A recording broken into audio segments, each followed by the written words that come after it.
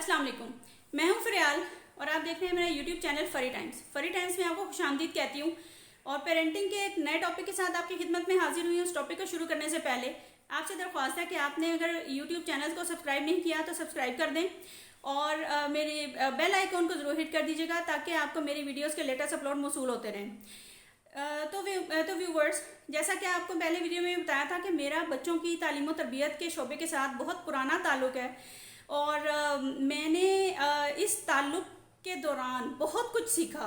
बच्चों की साइकी, बच्चों की नशोनुमा, बच्चों के जो मामलात हैं, मैं उन पर बहुत गौर किया करती थी। मैं देखती थी कि कुछ क्लासेस में कुछ ऐसे बच्चे भी होते हैं जो बड़े नीट, क्लीन, वेल ऑर्गेनाइज्ड, बैठेंगे तो अच्छे तरीके से बैठेंगे, काम करेंगे तो बहुत खूबसूरत काम करेंगे, लिखेंगे तो बहुत प्यारा लिखेंगे। उनका यूनिफॉर्म, उनके शूज़, उनका हेयर्स, उनके हाथ पाँव हमेशा हर वक्त साफ सुथरे होते थे। बात करते थे प्यारी करते थे, काम करते थे खूबसूरत करते थे। उसी के साथ साथ बहुत से ऐसे बच्चे होते थे जो उलझे हुए और उनके जो हुलिये थे शर्ट पैंट से निकली हुई और ख़राब हालत, और जब वो काम करते थे तो वो बहुत पुअर कर पाते थे और दूसरे बच्चों के साथ शरारतें करना, लड़ना, किसी की पेंसिल ले ली, किसी की रेजर ले ली, किसी को तंग कर दिया। तो जब मैं इस तरह के बच्चे देखती थी तो मेरे जहन में ज़रूर ये सवाल आता था कि ऐसा क्यों है, बच्चे इतना डिफरेंस क्यों होता है बच्चों की पर्सनैलिटी के अंदर। तो उस क्वेश्चन का आंसर हासिल करने के लिए व्यूवर्स मैं बहुत ज़्यादा कंसर्न रहती थी, मुख्तलिफ लोगों से पूछती थी, एजुकेशनिस्ट से पूछती थी, अपने जो सीनियर्स होते थे उनसे डिस्कस करती थी और बहुत सारे इन लोगों से डिस्कशन करने के बाद, अपने मेंटोर्स से बात करने के बाद जो बात एक मेरी समझ में आई, वो एक बात जो मैंने आपके साथ शेयर करनी है वो ये थी कि कहीं ना कहीं बच्चे की जो नशोनुमा होती है, परवरिश होती है, वो उसकी वजह थी। बच्चे का इसमें कोई कसूर नहीं था। अगर बच्चा लायक है, अच्छा पढ़ता है, हर चीज़ ठीक है, और दूसरा बच्चा अच्छा नहीं पढ़ता और लोगों को तंग करता है, मारता है, तो इसमें बच्चे का तो कोई कसूर नहीं है। कोई ना कोई फैक्टर तो ज़रूर था उसके अंदर जो बच्चे को ख़राब करता था या जो बच्चे को अच्छा बनने में रोकता था। वो जो पहलू था वो थी उसकी नशोनुमा। बच्चे का जो जहन होता है वो एक बिल्कुल जैसे हम कह लें कि एक कंप्यूटर है जिसके अंदर हम जो चीज़ फीड करी जा रहे हैं, जो डाली जा रहे हैं, वो उसमें सेव होती जाती है। और इसी तरह हम ये सोच सकते हैं जब सारी चीज़ें उसके जहन में सेव हो रही होती हैं तो वो इन चीज़ों को सिर्फ सेव करता है। सही है, सही है, गलत है, सही है, गलत है, वो सेव कर रहा होता है। लेकिन उसको ये नहीं पता चलता कि क्या चीज़ गलत थी और क्या चीज़ सही थी। सिर्फ उसका जो एक इंस्पिरेशन और जो उसकी सोर्स है चीज़ों को जज करने की, वो सिर्फ उसके पेरेंट्स हैं, माँ बाप हैं, यानी जो वो कर रहे हैं वही ठीक है। तो वो उसी को ही जो है सेव करता है और उसी को ही रजिस्टर करता है, रिकग्नाइज करता है और आगे भी उन्हीं चीज़ों को फॉलो करता है। बाद में आ जाती है घर के माहौल की बात। बच्चा अगर सुबह वक्त में जाग रहा हो तो उसको वो देख रहा होता है कि सुबह के इस घर के क्या मामलात हैं, उसको रिश्तों का नहीं याद, सिर्फ वो ये सिर्फ ऑब्जर्व कर रहा है। वो देखेगा कि ये सुबह सुबह मैं देखता हूँ कि ये इतने बजे लाइट जल जाती है, रोशनी हो जाती है, फिर एक सर्टन अच्छा ये आवाज़ आई है तो अब ये टोपी पहन के कहीं चले गए हैं, या ये ख़वातीन जो हैं वो एक अमल कर रही हैं जिसको हम नमाज कहते हैं। उसको इन सारी चीज़ों के नाम नहीं आते, लेकिन वो एक्शंस को फॉलो ज़रूर कर रहा है, देख रहा है। उसके बाद जैसे जैसे वो एक्शन करते जाते हैं उसके अंदर वो सारी चीज़ें एब्जॉर्ब होती जाती हैं।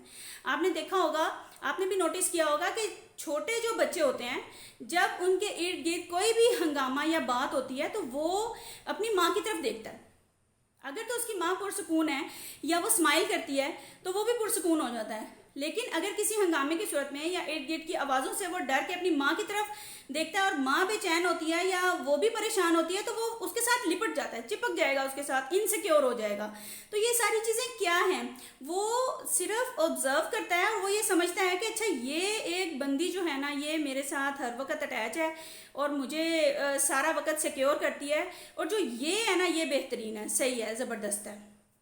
तो इस तरह से वो सारी चीज़ों को एब्जॉर्ब करने लग पड़ता है। उसके बाद घर के हालात, घर में आने वाले आपके घरों के साथ आपको पता है कि बहुत सारे आने जाने वाले इंसान, जैसे काम वालियाँ होती हैं, जैसे ड्राइवर्स होते हैं, जैसे बहन भाई दूसरे होते हैं घर में, या अगर जॉइंट फैमिली है तो बहुत सारे लोग इकट्ठे होकर साथ रह रहे होते हैं, तो वो सबके एटीट्यूड्स को भी ऑब्जर्व कर रहा होता है कि ये बड़ों से कैसे बात होती है, इसने उस बंदे से बात की तो कैसे की, इसने इस बंदे से बात की तो कैसे की। ये सारी चीज़ें उसके अनकॉन्शियस माइंड में सेफ होती जाती हैं, रिकॉर्ड होती जाती हैं। अभी उसका कॉन्शियस माइंड की उसको ज़रूरत नहीं पड़ी, और ये सारी चीज़ों के साथ साथ उसकी ज़िंदगी जो है वो चलना शुरू हो जाती है। आपने अक्सर नोटिस किया होगा कि जब बच्चा 1-1.5 साल का होता है ना, तो वो थोड़ा थोड़ा कुछ कुछ लफ्ज़ बोलना शुरू हो जाता है। तो जब मामा बाबा बोलता है बड़ा अच्छा लगता है, थोड़े से सेंटेंसेस मिलाना शुरू कर देता है, और खुश होना शुरू हो जाते हैं उसके पेरेंट्स। और उसके बाद वो थोड़ी थोड़ी ना चीज़ें याद करवाना शुरू कर देते हैं, जैसे पोइम्स हो गई। जब कोई गैदरिंग हो, कोई आया हो, मेहमान हो, कोई बहन भाई, तो वो फ़ौरन से उसको कहते हैं कि अच्छा बेटा अब इसको हम्टी डम्टी सुनाओ, अच्छा बेटा अब इसको कोई पोइम सुनाओ, अच्छा इसको सूरह इखलास सुनाओ। तो वो झट से सुना देता है। वो क्या होता है, वो इसके माइंड में सेव हो जाती हैं बातें, वो सेव हुई होती हैं जिनको वो रिपीट कर रहा होता है। लफ्ज़ सुनता है तो उसका जहन रिएक्ट करता है, ओके फाइन, इस चीज़ के बारे में इन्होंने ये बात पूछी है, तो वो फ़ौरन से सुना देता है। बच्चे की याददाश्त की एक एग्जांपल देना चाहूँगी कि जब मैं कुछ सालों पहले क्लास 1 को टीच करती थी। जब मैं उस क्लास 1 को टीच करती थी ना, तो उनको किताबें पढ़ाने के साथ साथ मैं उनको मैनरिज्म और एथिक्स पे भी बड़ा ज़ोर देती थी कि घर जाओगे मामा को सलाम करना, और बहन भाइयों को भी सलाम करना, अपना बैग्स सही करके बैग्स की जगह पे रखना, और मामा अगर लंच बना रही होंगी तो उनकी हेल्प करना, और गर्मी होगी तो उनको पानी पिलाना। मतलब ये सारी चीज़ें मैं उनको साथ साथ बताती रहती थी। तो उसके साथ साथ जैसे ही अजान होती थी ना जोहर की, तो उस वक़्त मैं कोई भी काम चल रहा होता था ना, तो हम स्टॉप कर देते थे और मैं बच्चों को बताती थी कि अब ये अजान हो रही है तो हमने इसका जवाब देना है, हमें मुसलमानों पे ये लाजिम है। तो उस वक्त हम चुप करके अजान सुनते थे और उसका जवाब मैं उनको सिखाती थी कि ऐसे ऐसे जवाब देना है।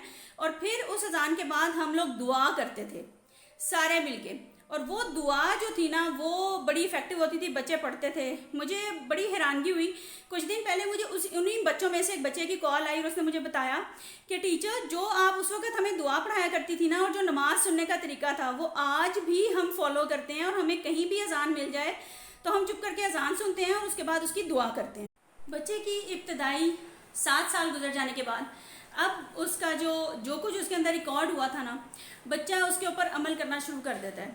जैसे मैं अक्सर अपने इर्द गिर्द लोगों को कहती होती थी, अपने घरों में जो छोटे छोटे बच्चे हुआ करते थे, तो मैं कहती थी कि ये जो सब कुछ हो रहा है ना, ये रिकॉर्ड हो रहा है, और इस रिकॉर्ड को सुनना है हमने।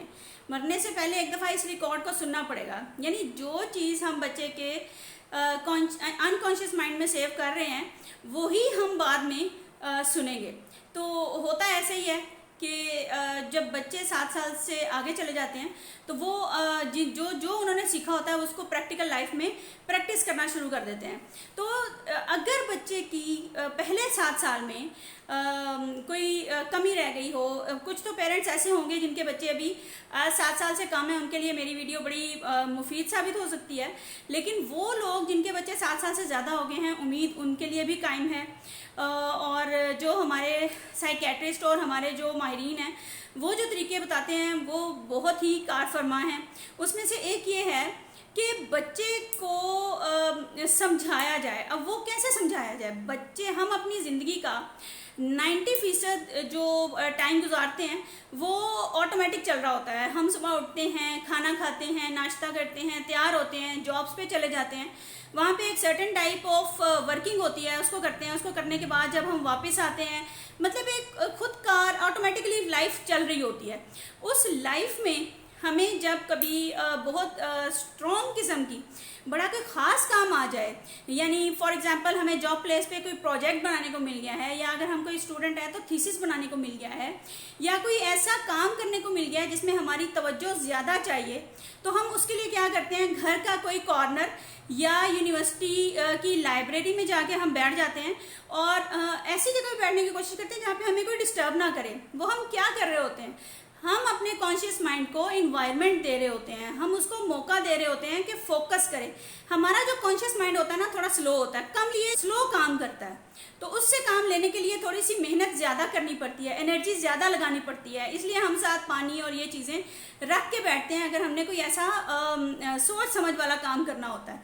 तो टॉपिक की तरफ वापस आती हूँ, और वो ये कि अब बच्चा 7 साल की उम्र से आगे आ गया, और उसके आ जाने के बाद अब उसके अंदर जो शऊर है, वो जो शऊर बेदार हुआ है, वो उसी प्रैक्टिस का नतीजा था जो वो 7 साल देखता रहा। अब उस शऊर में जो उसको शऊर मिला है, उसमें हम चेंज कैसे कर सकते हैं?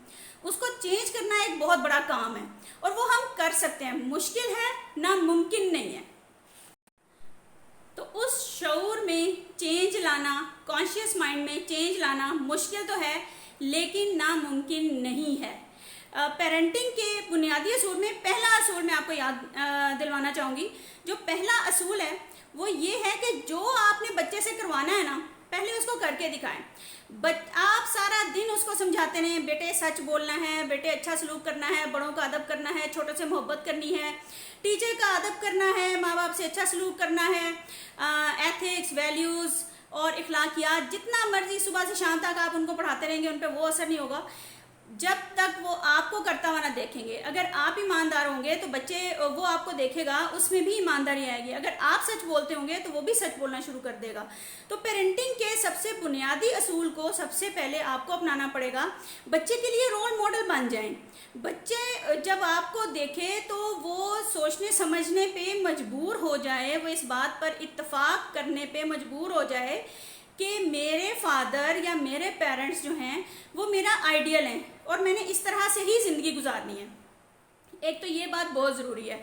दूसरा, अब हमने उसके कॉन्शियस माइंड में जो उसका शऊर है उसमें चेंज कैसे लाना है। अब वो एक ऐसी बात है जिसके अंदर दाखिल होना एक बहुत मुश्किल काम है। जब आप उसका आइडियल बन जाएंगे तो वो थोड़ा थोड़ा आप पे ट्रस्ट करना शुरू हो जाएगा, और ट्रस्ट ही कॉन्शियस माइंड में एंटर होने की और उसको चेंज करने की है, चाबी है। बच्चे को प्यार करें, उसको ट्रस्ट दें, और उसके साथ उसको मान दें।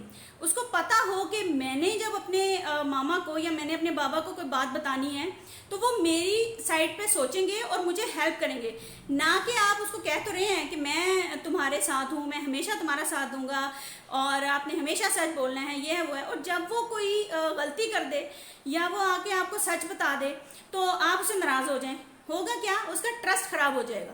तो इस ट्रस्ट को क्रिएट करने के लिए उसको टाइम देना पड़ेगा, कंपनी देनी पड़ेगी, उससे बात करनी पड़ेगी, और जब वो एक दफ़ा आप पे ट्रस्ट कर लेगा तो वो आपको फॉलो करना शुरू हो जाएगा, उसमें बेहतरी आना शुरू हो जाएगी। वो भी देखेगा कि मेरे जो पेरेंट्स हैं वो इतना अच्छा घर का माहौल रख रहे हैं या इतना अच्छा चल रहे हैं, सच बोलते हैं, ईमानदारी से काम करते हैं, लोगों के साथ अच्छा सलूक करते हैं, तो वो भी इसी तरह चीज़ों को फॉलो करना शुरू कर देगा। आज की नशिस्त का आखिरी पॉइंट जो मैं आपसे बयान करना चाहती हूँ वो ये है कि जिन पेरेंट्स का बच्चा वो समझते हैं कि वो उनके कंट्रोल में नहीं है और वो उसके बारे में लोग शिकायतें कर रहे हैं, स्कूल से भी शिकायतें आ रही हैं, या वो अगर कॉलेज में पढ़ता है कॉलेज से शिकायतें आ रही हैं, या वो अच्छा बहन भाइयों से अच्छा सलूक नहीं कर रहा, या अपने बहन भाइयों को मारता है, या जैसे भी करता है, अच्छी अखलाकियात नहीं है उसकी, उसको बात करने का सही ढंग नहीं है, तो वो सब कुछ परेशान होना छोड़ दें, सब कुछ छोड़ दें। बस एक चीज़ पर काम करें कि उसके दोस्त बन जाएं, उसके साथ टाइम गुजारें, उसको अपने साथ अटैच कर लें। वो जितना आपके साथ अटैच होगा वो अपने आप को थोड़ा सा समझेगा कि यस मैं अपने फादर के साथ हूँ, उसमें कॉन्फिडेंस आएगा और वो अपने आप को अच्छा बनाने की कोशिश करेगा। आप उसको कहीं अपने दोस्तों में जा रहे हैं, कहीं अच्छी जगह पे जा रहे हैं, साथ ले जाएं, उसके साथ टाइम गुजारें, एनवायरनमेंट देंगे तो उसमें ये चेंजेस आना शुरू हो जाएंगी। और अगर कभी ऐसा नहीं होगा और वही ज़िंदगी चलती रहेगी जो चल रही थी, तो क्या होगा? घर में लड़ाई झगड़े से और बुरे रवैयों से और इन सारी चीज़ों से जो उसके अंदर रिकॉर्ड होगा उसका नतीजा ये निकलेगा कि जैसे ही वो आपके उसकी फाइनेंशियल नीड भी तो है ना, वो फाइनेंशियल नीड्स की वजह से भी आपके साथ रह रहा है, वो डिपेंडेंट है, लेकिन जैसे ही उसको मौका मिलेगा वो अलहदा हो जाएगा, क्योंकि उसके सिस्टम में, क्योंकि उसके अनकॉन्शियस माइंड में ये सेव हो गया है कि ज़िंदगी में किसी की मुदाखलत नहीं चाहिए। तो ये सारी बातें बहुत अहम हैं बच्चों की नशोनुमा जब आप शुरू हो जाती है तो उसमें ये बहुत ज़रूरी है। बच्चों एक हसास काम है, एक 24 आवर्स की प्रैक्टिस है, जिसमें अगर तो बच्चा जाग रहा है वो हर वक्त ऑब्जर्व कर रहा है, हर वक्त देख रहा है और हर वक्त सोच रहा है कि ये क्या हो रहा है। तो बच्चों को एक अच्छा घर दें, अच्छी सोच दें, अच्छी नशोनुमा दें, ताकि जब वो स्कूल में दाखिल हों तो उनकी कॉग्निटिव लर्निंग जो है वो उसके नशोनुमा के साथ मैच हो और दोनों जब साइड बाय साइड पीक पे होंगे तो बच्चा एक अच्छा इंसान बन के उभरेगा। आखिर में इतना कहना चाहूँगी कि जब तक ज़िंदगी है, जब तक उम्मीद है, उम्मीद का दामन कभी भी हाथ से ना छोड़ें। कोई बात नहीं, अगर तो आपके बच्चे 7 साल से कम है तो उन पर तवज्जो आज भी दे लें तो हमारे लिए बहुत अच्छा होगा। और अगर आपके बच्चे बड़े हो गए हैं तो भी उम्मीद अभी बाकी है। अपने बच्चों पे तवज्जो दें, उनके लिए रोल मॉडल बने, उनको वो चीज़ें करके दिखाएं जो आप उनमें पैदा करना चाहते हैं। एक दिन ज़रूर ऐसा आएगा जब आपके बच्चे भी कहेंगे कि वो they are proud of you. तो एक अच्छा माशरा, अच्छा फ़र्द, अच्छा सिटीज़न पैदा करें। मैं हूँ फ़रियाल और आप देख रहे हैं मेरा यूट्यूब चैनल